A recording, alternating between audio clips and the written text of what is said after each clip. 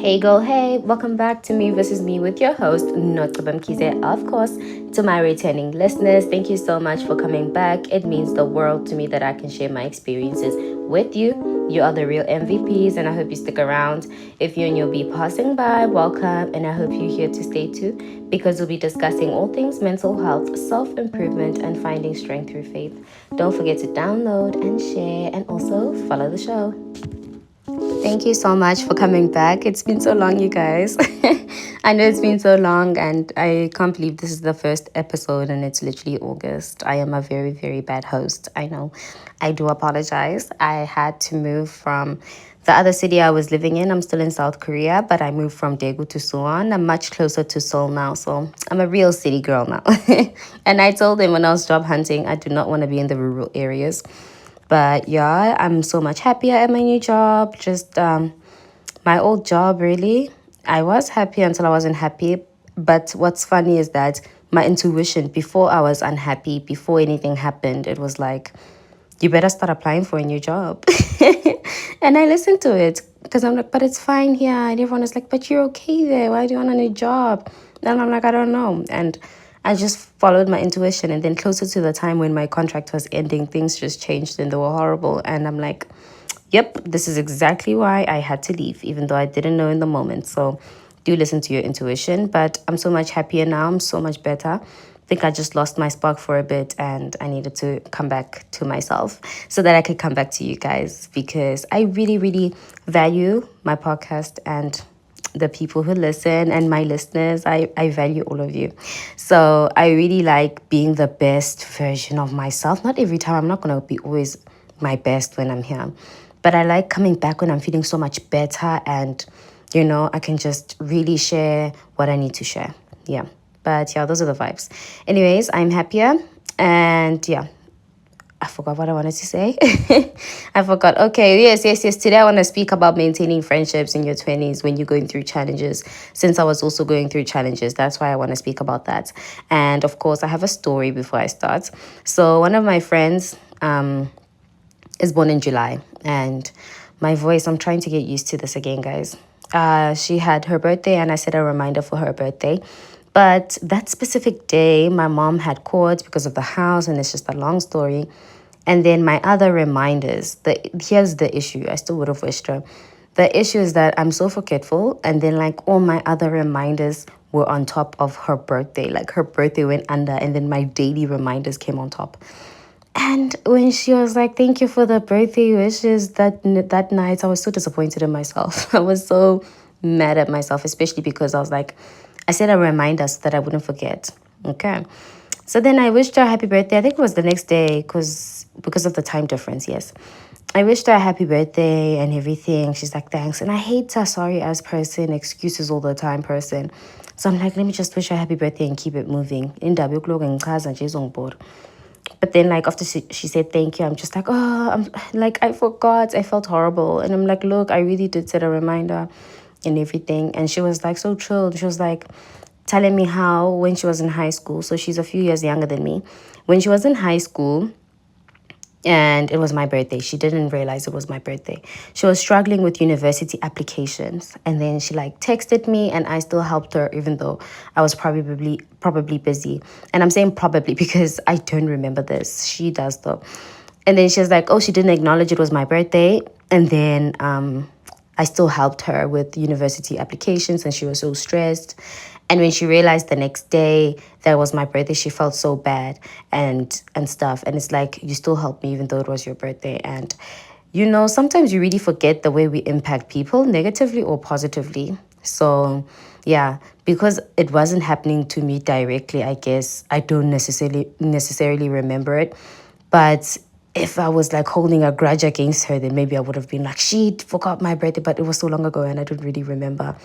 So people really do remember the little things. And this ties into today's topic because we take turns in friendships to go through challenges, but it's really important that we check in constantly. Like if you're meant to call a friend and you're really not up for it anymore and you're so tired, guys, we are working, we are doing all these things. Some people are raising babies and everything. Just text them and be like, hey, I'll get back to you. I'm going through ABC. we all go through phases where we disappear a little or we don't reply to messages as quickly. But what I always say is that somehow we still manage to talk to our partners every single day. As much as I understand that we are building a life with them, maybe some relationships are headed to marriage and everything, but our friends are just as important. So if we can make time to communicate with our partners daily, why can't we extend that same respect to our friends? Even a simple, I'm a little busy right now, I'll get back to you later. It really goes a long way. I had to take a little breather to drink some water because my breath control, I haven't done this in so long. But your 20s are a season of constant change. You are changing cities, some people are changing jobs, some people are moving countries, some people are having babies, some people are getting married, some people are starting a business. It's just all about figuring out who you are. So we won't be able to see each other or communicate as much as we could when we were in high school or when we were in university. And friendships don't always have to mean constant communication. And more than anything, consistency matters more than frequency. And I mostly have long distance friendships with my friends back in SA, or if they're in Korea, they're in a different city. My other friend moved from Korea to Taiwan. It's just things like that. So the ones that I'm really close to, we make sure that we catch up at least once a month and we schedule a call, a catch up, and everything. And other times, it's like if you see a funny TikTok, you have those friends that you send TikToks to just be like, hey, I'm still breathing and I wanted you to see this funny thing, and just commenting on each other's stories, etc. And I have a friend who's expecting a baby boy. I'm super excited to be an aunt. And she's due for September. And girl, my birthday is in September. Obviously, the 19th is almost the end of the month, and she's due beginning of September. I'm just like, you better hold on for like an extra 2 weeks, please. That baby better stay in there. That's my nephew. Anyways, she like sends me pictures of her baby bump, and it's so cute, you guys. And I feel like I'm a part of the journey, even though I'm so far away. So it's like the little things and what you prefer to do with your friends to stay in touch. And I have some friends that I talk to once in a while. So it's really about the type of relationship you have with people. And everyone is just fighting battles that you can't see. So it's important to give each other grace. We get busy, we lose opportunities, we mourn a life we thought we'd have by now. We set timelines in our minds and everything. And our desires really change. And you're just trying to figure out who you are. You're trying to go to the gym. You're trying to get your 10K steps in. You're trying to run the marathon. Yabona nje kuningi. Every single day, you're going to be working for 9 hours. You're trying to maintain your relationships. It's a lot. However, like being busy isn't the same as neglecting a friendship. The key is communicating. And another hot topic is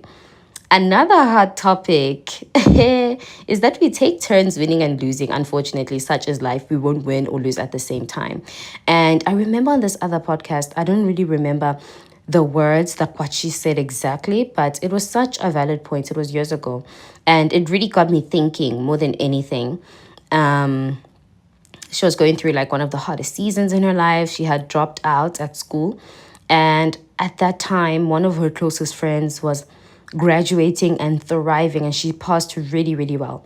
And she spoke about how she was grieving the life she thought she would have, the version of herself and the timeline she had imagined. And because of carrying that grief, she didn't have the emotional capacity to fully celebrate her friend's milestone in that moment. And it wasn't that she wasn't happy for her friend. I think that's what I was hearing. It wasn't that she wasn't happy for her friend. She just needed space to process her own disappointment first in her own life, not with her friend. And she later reached out and celebrated her friend when she was in a better emotional place. And so as much as people might not take that well and feel like, oh, you're not being a friend to me in that moment, these are the conversations we need to be able to have.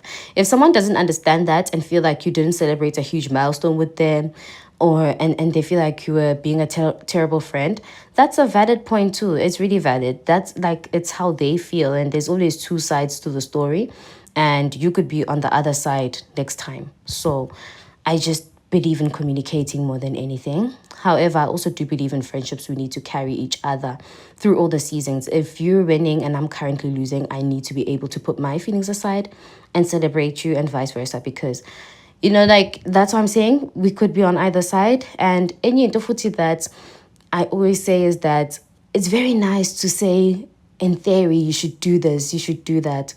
But life is not, there's no theory in life, there's no manual in life, there's no manual for things of the heart, matters of the heart, and everything, because you cannot know what to do until you are in that situation.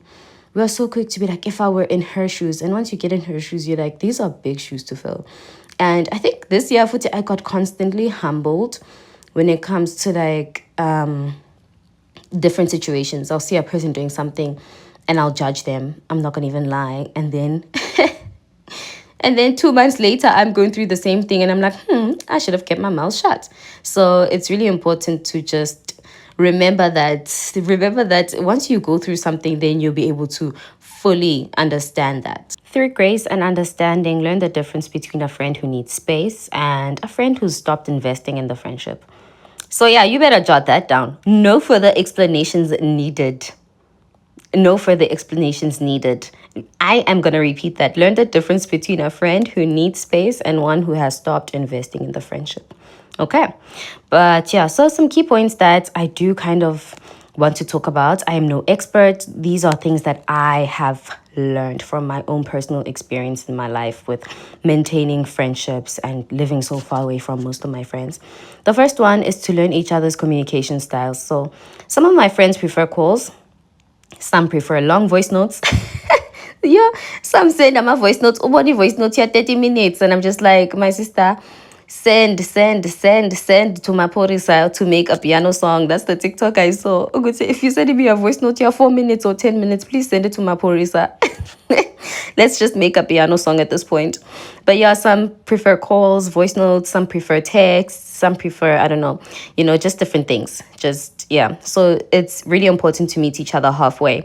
I prefer texts, but most of my friends prefer calls. And I think I'm growing to understand the calling thing more because like when we need to catch up with texts, things can get a little like misinterpreted.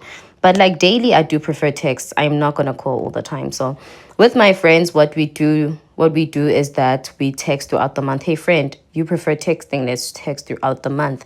And then we call each other once a month to catch up and have something to talk about, etc. So just communicating, hey, you prefer calls, I prefer texts, let's do it like this so that it works for us. Yesterday when I was recording this podcast, I deleted it by mistake. But anyways, I was trying to say texts and it was dribbling me. But yeah, so just communicate with each other and learn each other's communication styles. The second thing that I've learned is to be honest about your capacity. And this one is so hard, especially as a recovering people pleaser. It is so hard. Your friend can call you and you are fighting for your life on the floor, having a breakdown in the shower. And you answer, and then maybe she's complaining about a boy. And in this moment, you're just like, I'm about to lose my job, or I'm struggling financially, or I'm really depressed, and you want to talk about a boy? Like, that is what goes through your mind in that moment if you take that call. And what I always say is that you must not compare your problems. Like, just because Umutu is going through heartbreak and when you are going through like, I don't know, financial issues, you can't be like, my issues are bigger than yours or whatever. What is this, honey? I always say a problem is a problem. If it's affecting you, it's affecting you. So never ever compare problems. But that's not the point. What I'm trying to say is it really is so hard to say, hey, can I take your call at this time or tomorrow? I'm going through ABC. If you can speak about it in that moment. If you can't, friend, let me explain later. I'm going through something. And then the next day, maybe you're feeling better and you're like, yeah, let's trash this boy that broke your heart. Let's go. Yes, but it's really the best way to go on about it. Just communicate and your friends will understand if they do. If they don't get, you read the room. And number 3 is to be intentional. Plan calls, plan catch-up sessions, plan catch-up days, update each other by pictures, like I was saying with my other friend who sends me pictures. Just sending a nice comforting paragraph after someone is going through something, after a friend said they're going through something.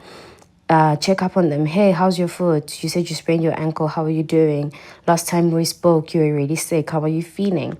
Just things that show that you consider and think of them even with the distance. Number 4 is to stop keeping score. This is like A bit of a tough one. I mean, it's different if you're the one who's always calling, initiating calls, you're the one who's always texting and everything. But we take turns to fill each other's cups. Like maybe for the next 3 months, I'm going to be initiating more because I'm in a better place right now. And then it takes time for my other friend to initiate. And then maybe the next 4 months she's in a better space than me and she's the one initiating more, so we take turns to fill each other's cups, and be able to read the room when it does get one-sided. And to go onto that point about it being one-sided is number 5. So protect the friendship during conflict. You might feel that you're the one who's always initiating and everything. Bring it up early. Bring it up early. I believe in bringing up problems and speaking about them as early as possible, because in the past I've really held on to things, and instead of addressing them, it turns into resentment. And now there are some unspoken things that they weren't aware of. And now it's like a huge issue because Mina, yeah, Bona, like I would just not speak about something and then it gets super, super overwhelming for me. And then it's like how I approach the situation is not the best way. And I am learning. I'm learning how to approach things. I think my relationship has really taught me how to approach things better. Well, when my boyfriend listens, like I'm sure he's gonna be like, are you sure about that? I'm still learning. Okay, don't call me out. I'm still learning how to approach the situation better, because sometimes the issue is an issue, but how you approach it is also an issue. And now we're focusing on my approach instead of the issue at hand. And now it's unfair to the both of us. Kanti, if you approach it nicely and then the person maybe doesn't take it nicely, that's on them. But at least you approached it nicely. But if you approach it terribly and now all they see is red, because now it's like, why would you come at me like that? So approach it well, speak about it, and then whatever happens from there is dependent on how much you guys value each other. And before I go, I have a question for you. How do you balance giving your friends grace during difficult seasons while also holding them accountable for maintaining the friendship? And I would love for you to sit with that question. There's no right or wrong answer, but I think the way you answer says a lot about the kind of friendship you have, the friends you have, and the kind of friendships you are building. Okay, so yeah, how do you balance giving your friends grace during difficult seasons while also holding them accountable for maintaining the friendship? And remember, friendships require intentionality. They don't survive on history alone. Oh, we've been friends for 10 years. Okay, but when was the last time you connected? You are so different now because now you've grown so much, and you're growing in different directions. So intentionality more than anything. We can go in different directions, different careers, but still have like common interests and a way that we do still connect. Okay, so thank you so much for listening. If you do like this episode, please share it with your friends or on social media. Maybe not specifically to your friends if you're going through an issue that you want to speak about, because they'll be like, what you trying to say to me? What you trying to say to me? Or something like that. Or maybe you can be spicy and send a chill and spark the conversation. You never know. But thank you so much for listening. I am hopefully going to be back with another episode. And, I'm currently on summer vacation. And, oh, guys, I'm so excited. But I'm about to go home right now. So I'm a little bit sad. I've been here for like close to a week. I came on Saturday and it's Friday today. So I'm just really excited. I'm really feeling truly blessed that I can be able to do this for myself. If you told me this would be my life 3 years ago when I first started this podcast, I would have thought you were lying to me. But yes, I started the podcast 3 years ago, but on on the platforms it says I started last year because the episodes got deleted. But I just listening to my journey, like listening back to my journey, I cannot believe that this is my life. And if you've listened from the very beginning, you will know the things that I was going through and how I really wanted my own place and really wanted a job. And now it's like I have all of that and I have a YouTube channel, and I'm truly, truly, truly so grateful to God. And I hope that my story inspires somebody out there. This is definitely the beginning. This is not the end, honey. This is not the end. There's so much bigger and better things, but I'm so content with where I am right now. Thank you so much for listening. I just wanted to put that out there. Don't forget to download, share, and also follow the show. Stay grateful, stay beautiful. See ya.